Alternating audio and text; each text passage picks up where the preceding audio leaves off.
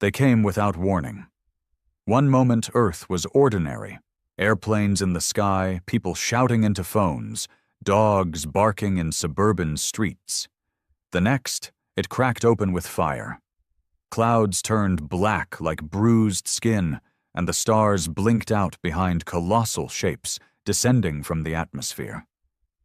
The Empire had found Earth, not with curiosity or diplomacy, with firepower. They didn't ask questions. They didn't send diplomats. They vaporized Tokyo in 4 minutes and silenced Berlin right after. The broadcasts called it an invasion. But it wasn't. This wasn't a war of occupation. It was extermination. A clean sweep. One species making room for its own kind in the galaxy. The invaders weren't like the little green men from movies. They weren't even men. They were called the Aurochs Dominion, a race of cold-blooded, hive-minded conquerors who fed on the neural energy of intelligent species. Earth was a snack, not a threat. And yet they made a mistake. They thought humans would panic, scatter, and beg for mercy. Some did. Most didn't. Something old and ugly stirred inside the human spirit when the sky turned red. Something ancient, older than any government, any border, any god. It was the instinct not to go down easy. In New York, when the plasma cannons turned Times Square to ash, a girl named Alina Cruz pulled her wounded brother through the fire and found a rifle in the hand of a dead soldier. She hadn't fired a gun in her life. That night, she took out her first Aurochs with one shot between its blank, glassy eyes. In Nigeria, an old farmer named Kabiru smuggled children out of a burning refugee camp using an abandoned food truck and a bucket of blood to mask their scent. In Russia, a prisoner named Sidorov, jailed for war crimes, used broken chains to strangle an Aurochs soldier to death in the snows outside Novosibirsk. Humanity didn't fight with honor or coordination. It fought with fury. Dirty, irrational, defiant fury. That was the thing the Empire didn't calculate. They'd destroyed species before, but none like this. None that fought even after their cities were gone. None that bit back when they were already bleeding out. The UN collapsed in days. Armies fragmented. Command structures fell apart. But pockets of resistance rose like tumors all over the planet. Civilians turned fighters. Criminals turned saviors. No one waited for orders. Earth became a battlefield ruled by chaos and vengeance. In the middle of it all was Captain Eli Voss, disgraced, discharged, forgotten. He used to be a leader in the Earth Coalition forces, back before the Aurochs came. Court-martialed for punching a general who sold secrets to the wrong side. Now, he lived off-grid in a broken-down bunker deep in the Colorado Rockies, trying to drink himself into oblivion. But when the first Aurochs ship lit up Denver and the screams started echoing off the mountains, something inside him reawakened. Not patriotism, not duty, just raw, unfiltered hatred, the kind you can build an army on. Voss didn't rise with medals or speeches. He rose with blood on his fists, taking over a rogue militia of survivalists and outlaws who'd holed up in the woods. They called themselves Last Earth. Not much more than a suicide squad with stolen tech and buried trauma. But under Voss, they became a storm. And when the Aurochs realized humanity wasn't going to die quietly, they changed tactics. They sent a message, not to the governments, to Eli Voss. "We struck first," it said in perfect English. "But we offer a final option. Surrender now, become servants, or Earth will not survive the next wave." Voss didn't blink. He didn't wait. He sent one word back. "Try." The message went out, bouncing off hacked satellites, encoded into deep space frequencies they knew the Aurochs would intercept. Just one word. Try. To anyone else it looked like suicide, but to Voss, it was a declaration. You may be stronger, but we're human. We don't roll over. What he didn't know yet was that the Aurochs had already started their next wave. 3 moons hidden behind Saturn's shadow glowed red with activation energy. From those cloaked stations, more warships launched, bigger than the First Fleet. These weren't scouts. These were planetary erasers, the same kind that had hollowed out whole civilizations before Earth was even walking upright. But Earth wasn't just another target anymore. It had become a problem, an anomaly, a risk. The Aurochs hadn't expected resistance to last more than a week. Now it had been 2 months, and somehow humans were still alive. Captain Voss had taken his militia underground. Literally. They'd carved out hidden tunnels below Cheyenne Mountain, beneath what used to be the NORAD facility. It wasn't safe, but it was a fortress with teeth. There, engineers rebuilt scrapped Aurochs tech into crude hybrid weapons, and medics turned scavenged pharmaceuticals into rough combat serums. Nothing fancy, nothing clean, just enough to keep them breathing. Alina Cruz had found her way there too. After hauling her brother from the wreckage of Manhattan, she'd crossed 3 states barefoot, dodging patrols, hiding in ditches, eating canned beans stolen from bombed-out convenience stores. Her brother didn't survive, but she did. And when she made it to the mountain, she didn't ask for sympathy. She asked for a weapon. Voss looked at her the way he looked at everyone who showed up at the gates, suspicious, silent, waiting for weakness. She didn't blink. He handed her a sidearm, said nothing, and turned back to the war maps. She never missed a shot. Meanwhile, across the ocean, the Aurochs were learning something they'd never had to consider before. Human unpredictability.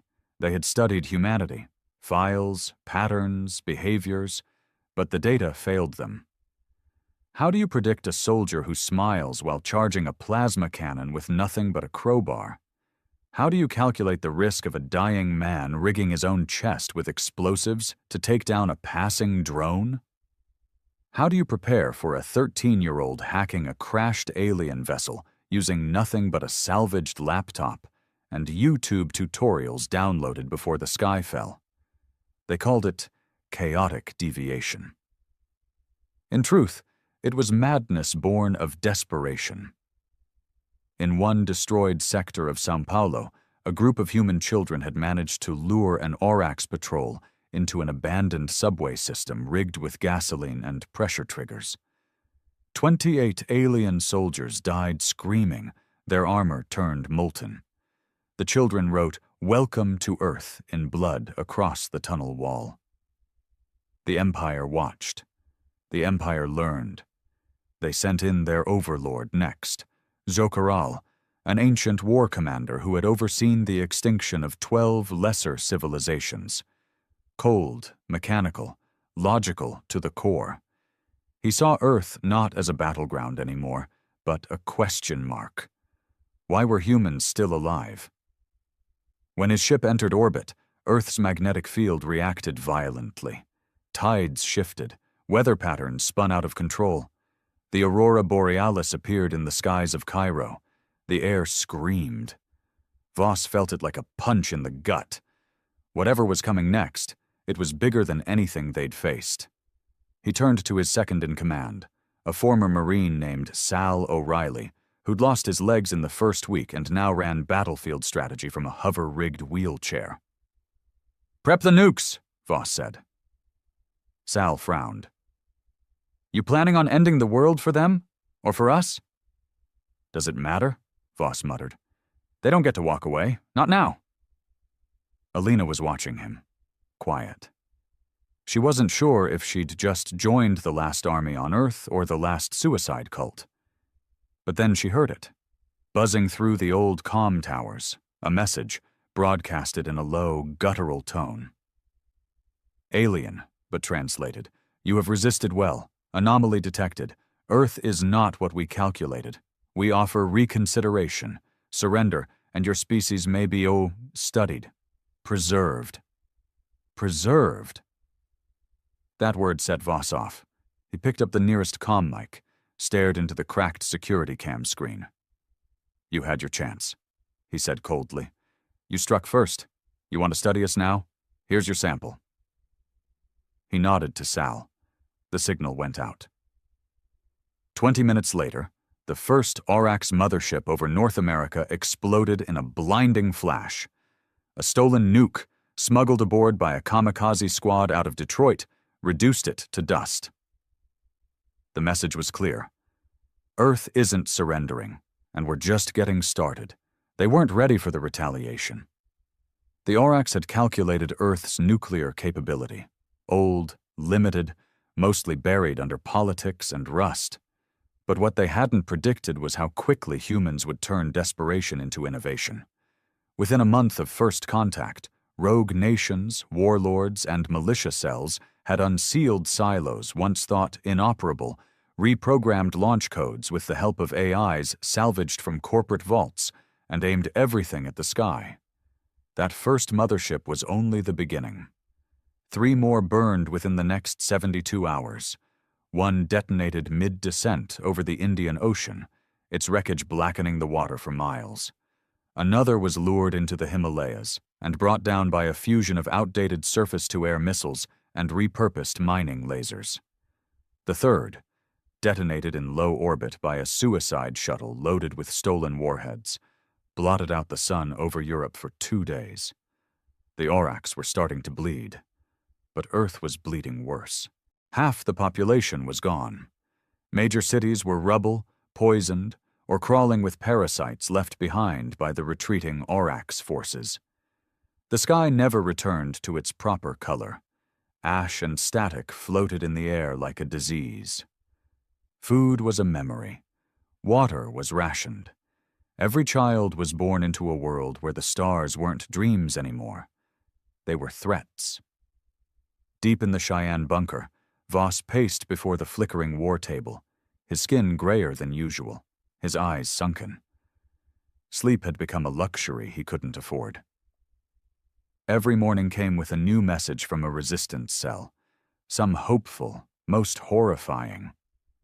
One group in France reported children going blind from radiation poisoning. Another in South Africa sent a garbled feed showing people worshipping a crashed Aurochs machine like a god. Desperation was mutating. Humanity was fracturing at the seams.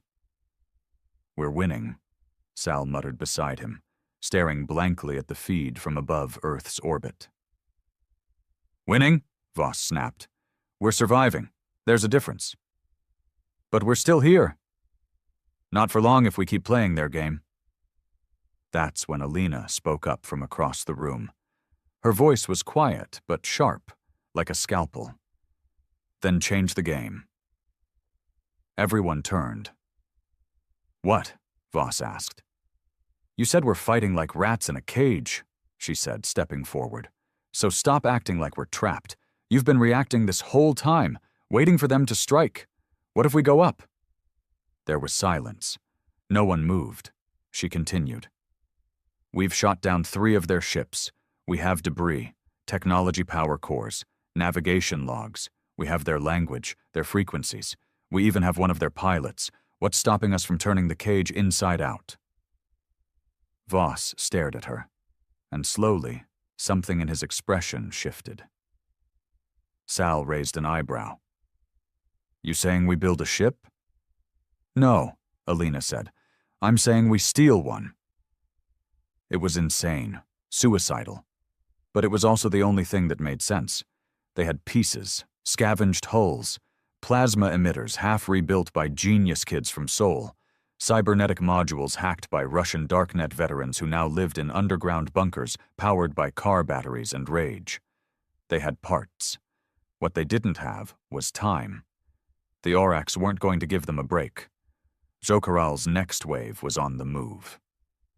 10 ships, each larger than Manhattan, equipped with planet burrowers, devices designed to crack a world's crust and hollow it from the inside out. Earth had weeks, maybe less.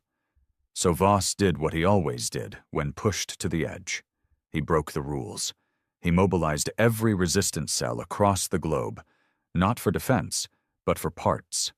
Every surviving technician, hacker, builder, and rogue scientist was summoned to Colorado.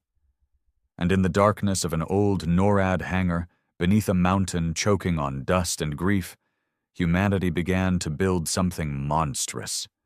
They called it Leviathan. It was ugly, patchwork, screaming with radiation. Its core pulsed with unstable Orax plasma. Its wings were jagged remnants of shot-down fighters, its thrusters cannibalized from an old Mars mission. It shouldn't have flown, but it did. And when it powered on for the first time, the mountain shook. Alina stood before it, her eyes reflecting the crackling energy of the beast she'd helped bring to life. Voss placed a hand on her shoulder, for the first time looking at her not as a survivor, but as a leader. "You were right," he said. "It's time we took the fight to them." And above them, in the vast black beyond Earth's wounded sky, the Empire waited. Unaware that the humans had built a war machine out of junk, anger, and vengeance, and it was coming for them. The day Leviathan left Earth's atmosphere, the sky screamed. Not because of the ship's engines, though they tore through the clouds like a god ripping open the sky, but because of what it meant. For the first time since the Orax arrived, Earth wasn't just reacting. It was reaching. Humanity wasn't running anymore. It was chasing. The ship roared into orbit like a meteor in reverse. Inside, everything was rattling, creaking, threatening to tear itself apart. It wasn't designed for comfort or elegance. It was barely designed at all, but it held together, just barely, driven by sheer will and a core reactor that could wipe out a continent if it destabilized. Captain Voss stood strapped into the command chair, gripping the armrests with white knuckles. Alina was to his right, coordinating the tech crew. Most of them barely older than her, all of them chosen not for training but for the sheer number of alien systems they had hacked, rebuilt, or detonated. Below them, Earth became a shrinking marble, wrapped in soot and flame. Voss stared at it, jaw clenched. "We don't come back until it's safe to come back," he said. They were heading to one of the Arax refueling stations, the smallest one still orbiting Neptune's shadow, where the Dominion warships would dock to recharge before entering Earth's orbit. Their plan?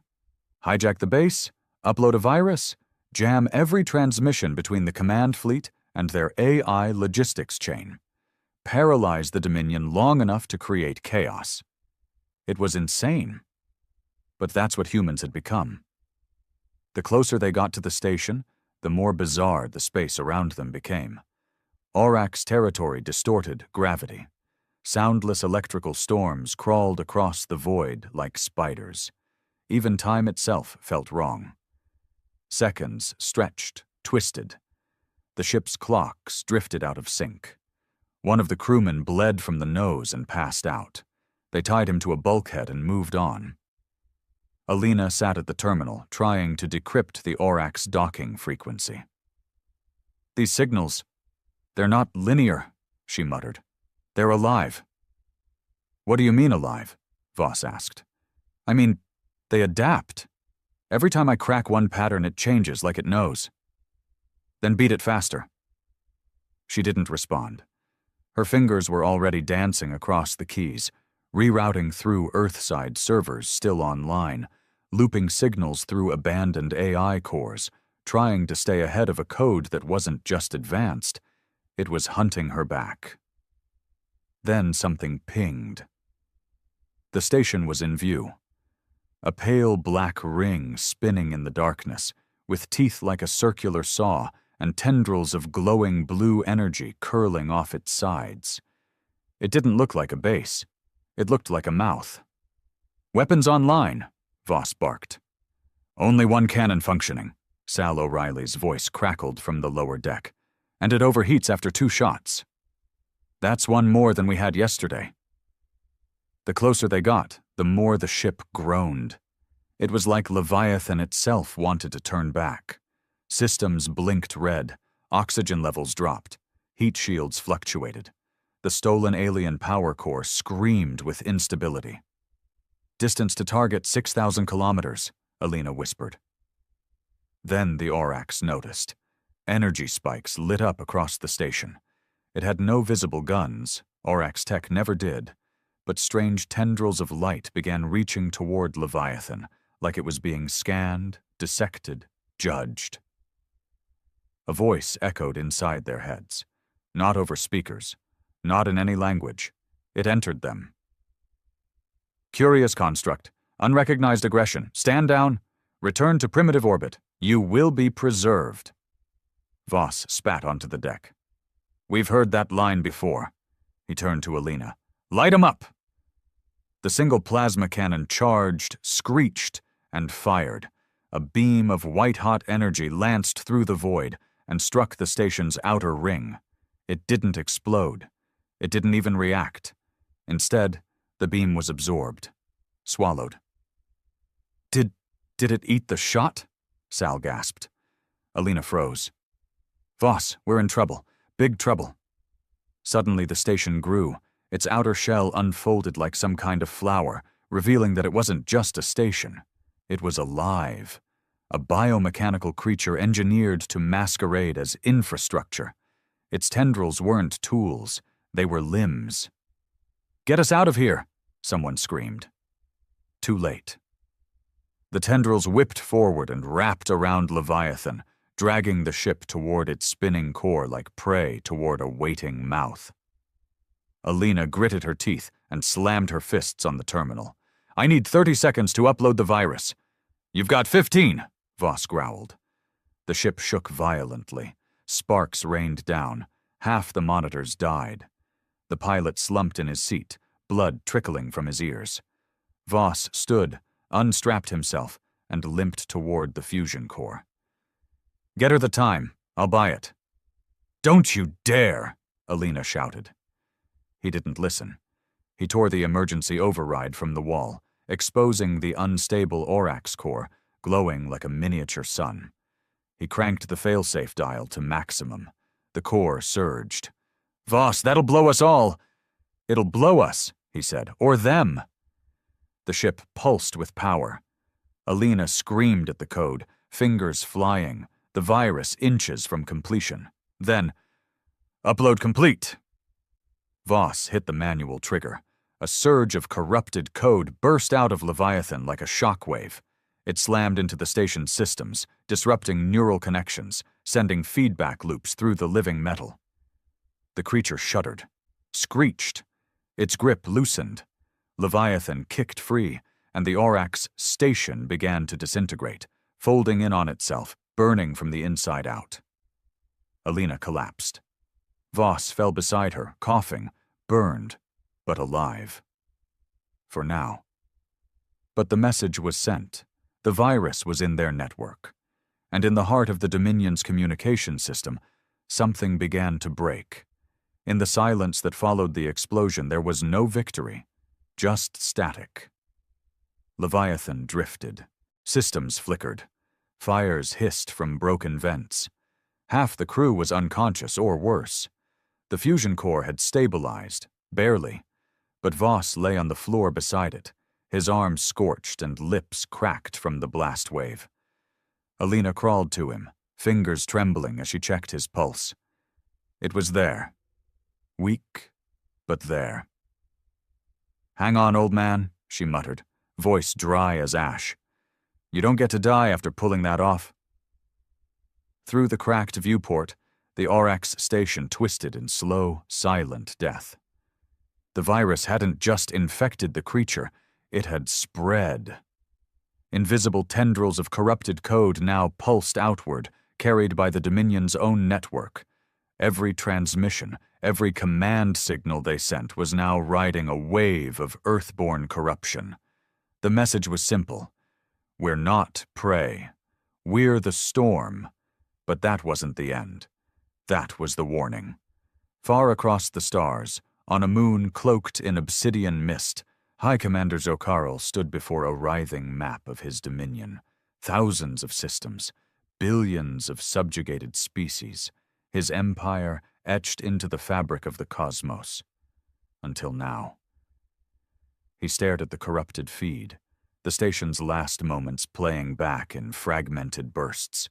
The human ship, the strange energy pulse, the station's scream as it died.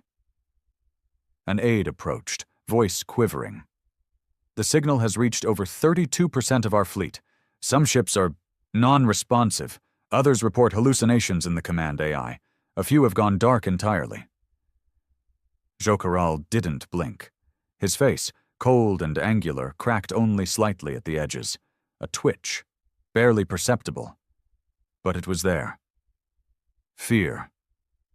"Bring me the Null Priests," he ordered, "and deploy the Vanguard. Earth dies now." Back aboard Leviathan, Alina's fingers danced through the hollow projections, checking the virus's progress. The code was doing more than she hoped. It was evolving. Every Orax system it touched, it learned from, rewrote, bent their intelligence into knots of contradiction and panic.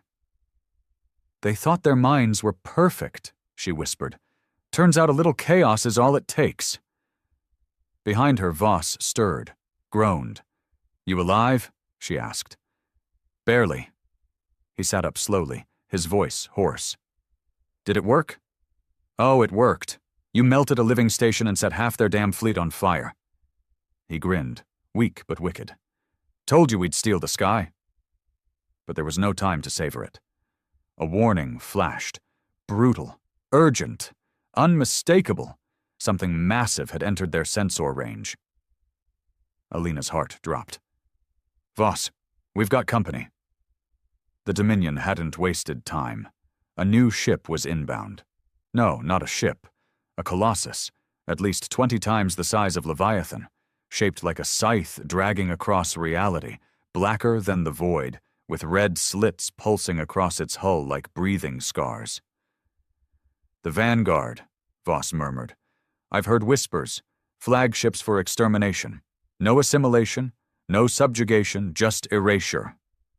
"ETA 20 minutes, Sal's voice crackled from below deck.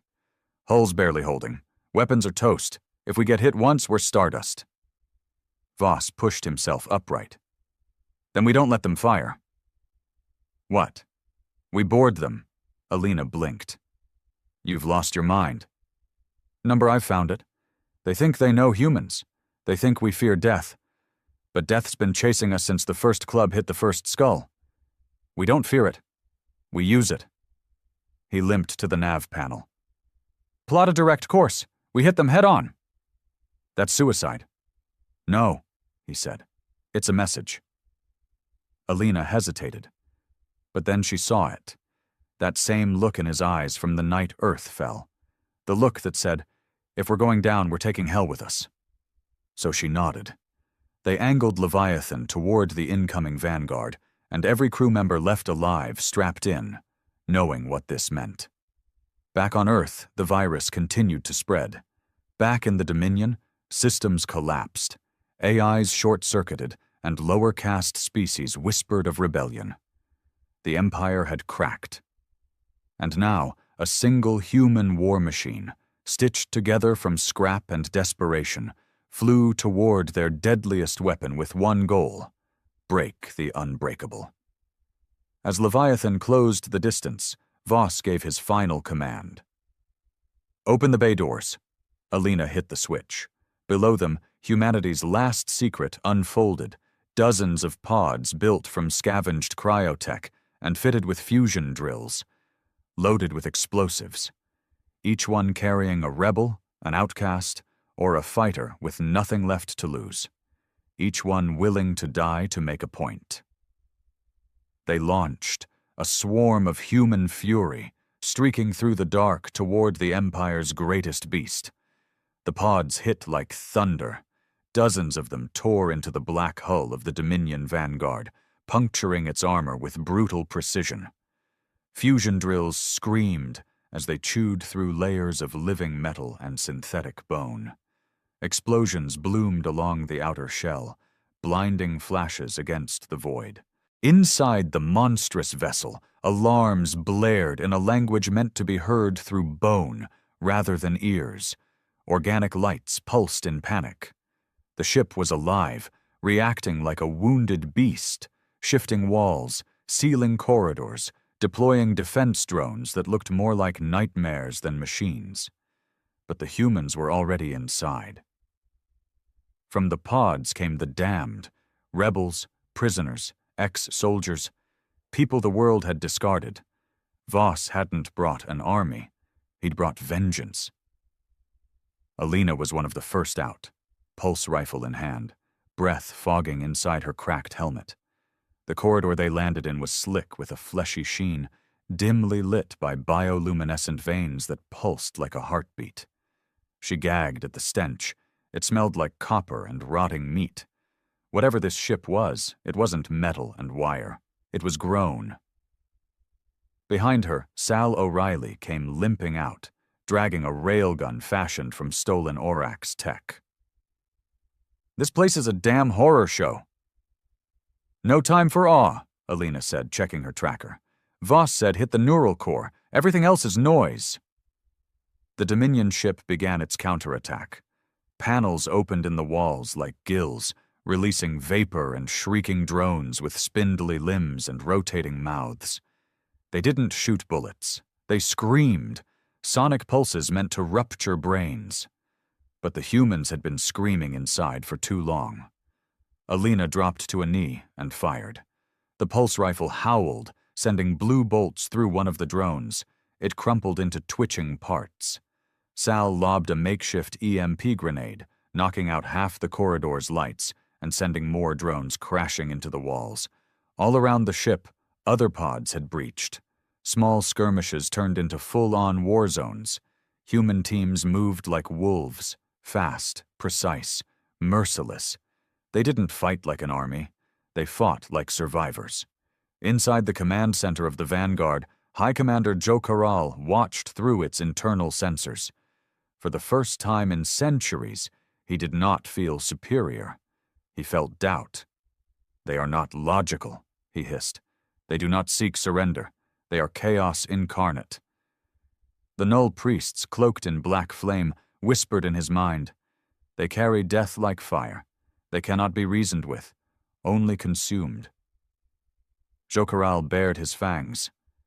"Then consume them." The ship's neural core began to pulse harder, generating gravitational shifts meant to crush intruders.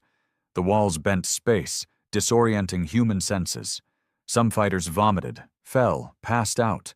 Others pressed on, dragging comrades by the arms. Alina's team made it deeper. The walls grew darker, the light more intense. And then they saw it, the brain. Not metaphorically, literally. The Dominion neural core sat at the center of the ship, suspended in a vat of translucent fluid, connected to the ship's entire structure through cables and tissue. It pulsed, oozing thoughts and orders in waves of psychic force. Around it, protective tendrils stirred, massive coils of living armor ready to strike. Alina stared at it, then opened the satchel at her side. Inside were 24 canisters, nanite bombs. "Voss didn't bring us to win," she whispered to herself. "He brought us to infect." She snapped the canisters into the panel around the brain. Each one lit up, pulsing blue, primed. The virus inside wasn't just data. It was encoded emotion, memory. Human trauma turned into corruption, fear, loss, rage, packaged into a language only machines could understand. And fear, that's what the Dominion couldn't process. She slammed the final trigger just as one of the massive tendrils shot toward her. It didn't make it. The virus exploded inward, into the mind of the ship. Not a blast of fire, but of thought. An ocean of screaming human memory poured into an alien consciousness built on cold control and perfection. The Vanguard convulsed. Across its decks, lights went white, then red, then dark. Every AI connected to the core, every command system, every coordination link began to malfunction. Some burned out entirely, others rebooted, screaming. In space, Leviathan, still drifting, began transmitting the same signal. now amplified by the corrupted Vanguard itself. And across the Dominion network, it spread like wildfire. Ships stopped mid-flight. Orders reversed. Commanders began questioning protocols that had never been questioned in thousands of years. Alina collapsed beside the vat. The tendril fell still beside her, twitching. Sal crouched next to her, bleeding from a gash in his scalp. "Did we do it?" he asked. She looked up, eyes barely open. "We didn't win." "What then?"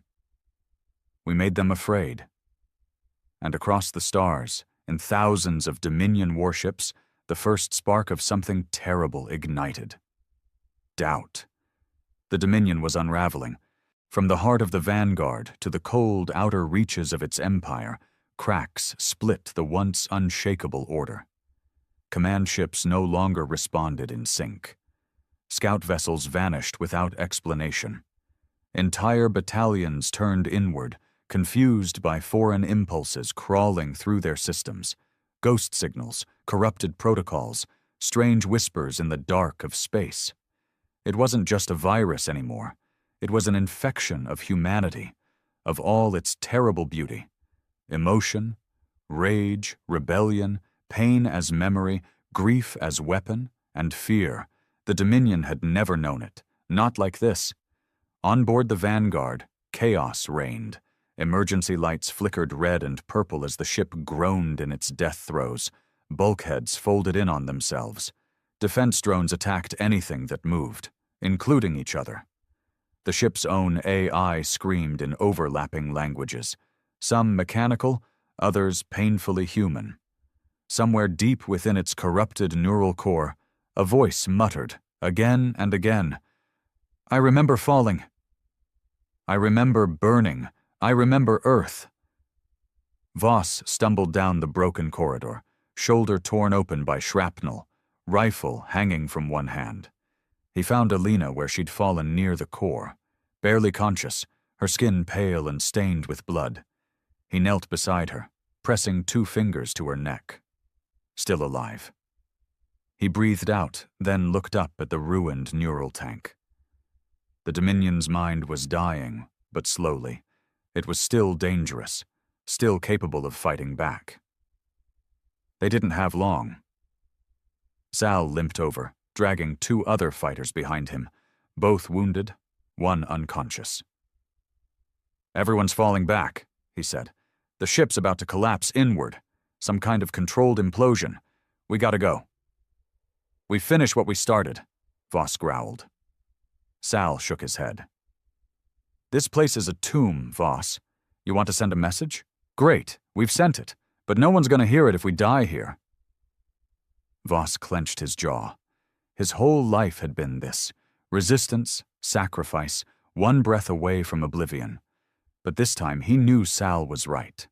The virus had spread. The damage was done. He pulled Alina onto his shoulder, groaning under the weight. "Get to the pods." Together, limping, coughing, bleeding, they made their way back through the dying beast. Drones screamed through the air above them. Organic cables whipped like tentacles, reacting blindly to foreign signals. The ship was trying to decide if it was still alive or already dead. Voss didn't wait to find out. At the pod bay, 2 remaining dropships waited, barely functional, flickering with sparks. Other human fighters had made it too, fewer than 20. Out of the dozens who'd boarded, most were gone. Some killed by Dominion weapons, others by the ship itself. Some had stayed behind to hold choke points, to buy minutes for the others to escape. Their sacrifice was unspoken, but felt in every broken breath. Voss threw Alina into the nearest dropcraft, then turned back for Sal, helping him up as alarms grew deafening around them. The ship was collapsing. Literally. Floor plates bent. Gravity reversed.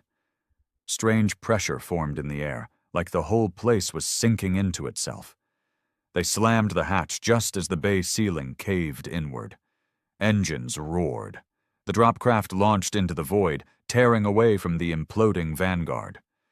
Behind them, the Colossus folded in on itself. Not a simple explosion, but a violent rupture of logic. Geometry twisted. Light turned backward. In its final death cry, the ship broadcast a scream so loud it reached across subspace channels.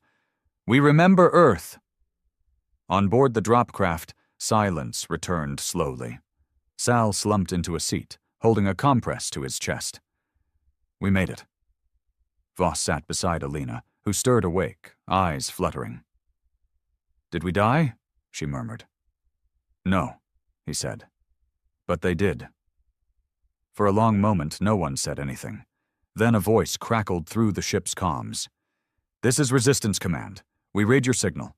Confirmation code, Last Flame. Is anyone alive out there?" Voss leaned forward, pressing the comm. "This is Captain Elias Voss. Leviathan crew reporting in. Mission succeeded. Vanguard is destroyed." A pause. Then static cleared. "Copy that, Captain. You lit the fire. It's spreading." He sat back, eyes hollow but fierce, because Earth had struck back. And now the Dominion was starting to break. Not with an army, but with an idea. They called it the fracture. Within a standard Dominion cycle, over 72 warships decommissioned themselves. Entire planetary governors fell silent, refusing central directives. The Null priests, those ancient psychic shepherds of Dominion thought, began to self-immolate, consumed by conflicting streams of emotion they couldn't parse. A whisper spread through the Empire like cancer. "We remember Earth." It wasn't just a message. It was a disease of thought. Wherever the corrupted signal went, Dominion logic unraveled. Some systems collapsed into infighting, others simply shut down, as if their programming preferred death over doubt. And all across the network, strange behaviors emerged. Some drones stopped executing prisoners. Some ships refused to fire. A few commanders began questioning orders aloud, suffering seizures moments later, as if the Dominion itself tried to punish heresy from within. But it was too late. Voss, Alina, and what remained of the Leviathan's team were brought back to a resistant stronghold in the asteroid belt near Jupiter.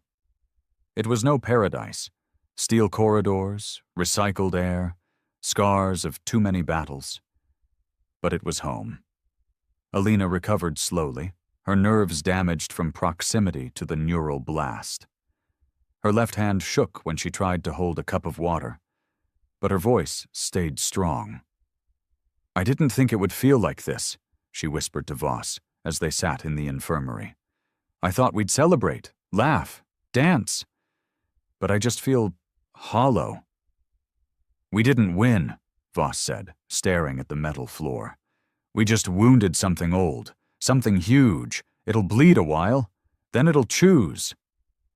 "Choose what?" He looked at her, his eyes darker than ever. "Whether to become something new, or to destroy everything we ever touched." Across the stars, the Resistance listened to the silence of their enemy. For the first time, no counterattack came, no immediate retaliation, no glassing of Earth, no planetary extinction protocol, just silence and whispers. Hundreds of Dominion colonies broadcast erratic, desperate messages. Some asked for guidance, others begged for mercy.